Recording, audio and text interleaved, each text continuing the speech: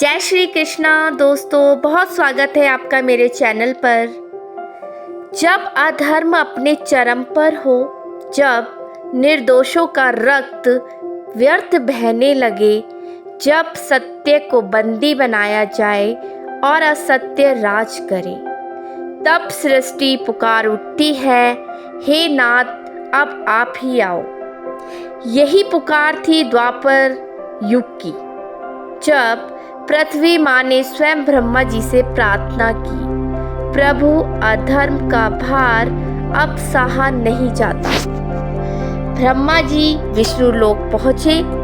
वहाँ श्री हरि विष्णु शेष शैया पर योग निद्रा में लीन थे। देवों ने विनती की, प्रभु अधर्म बढ़ चुका है, राक्षस कंस ने अत्याचार की सीमा पार कर दी है, समय आ गया है, मैं अवतार लूंगा, मथुरा में देवकी के गर्भ से जन्म लूंगा और संसार को फिर से धर्म मार्ग दिखाऊंगा। और फिर आया वह पावन क्षण, भाद्रपद मास की अष्टमी तिथि, आधी रात, वर्षा की गर्जना और बिजली की चमक। कारागार में बंद देवकी और वसुदेव जी के कक्ष में एक दिव्य प्रकाश फैला और उसी प्रकाश के मध्य प्रकट हुए श्री कृष्ण, चार भुजाओं में शंख चक्र गदा धारण किए हुए।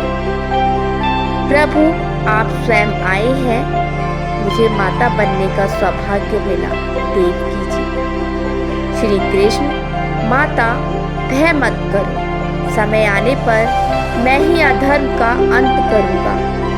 अब मुझे गोकुल ले जाओ, वहाँ यशोदा माँ की गोद में पलूंगा। वसुदेव जी ने नवजात शिशु को टोकरी में रखा और निकल पड़े यमुना नदी पार करने। वर्षा थम गई, यमुना जी की लहरें रास्ता देने लगी और देवता फूल बरसाने लगे।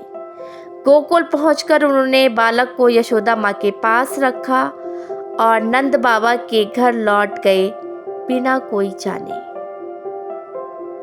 दिन बीतते गए, बालक कृष्ण ने गोकुल में ऐसी लीलाएं की कि हर को हृदय में आनंद छा गया।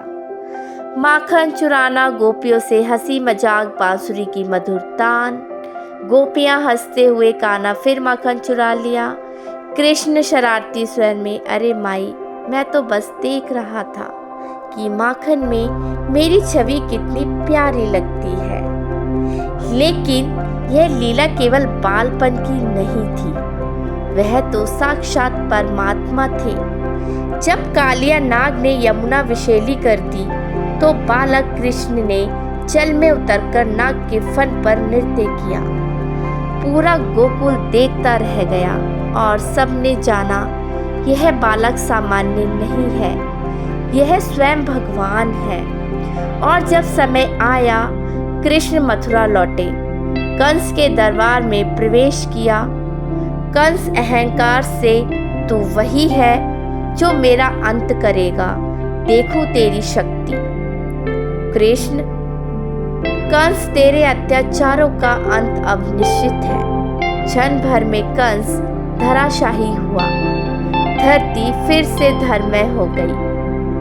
इस प्रकार श्री कृष्ण का अवतरण केवल अधर्म के लिए नहीं था, बल्कि यह संदेश देने के लिए था, जहाँ प्रेम है वही मैं हूँ। उन्होंने हमें सिखाया कि हर युग में, हर हृदय में भगवान कृष्ण प्रेम, करुणा और सत्य के रूप में बसते हैं। अगर आपको वीडियो अच्छी लगी हो तो लाइक कीजिएगा, शेयर कीजिएगा और चैनल को ज़रूर सब्सक्राइब कीजिएगा। और भी कहानियाँ मैं आपके पास लाती रहूँगी। बोलिए मेरे साथ, जय श्री कृष्णा।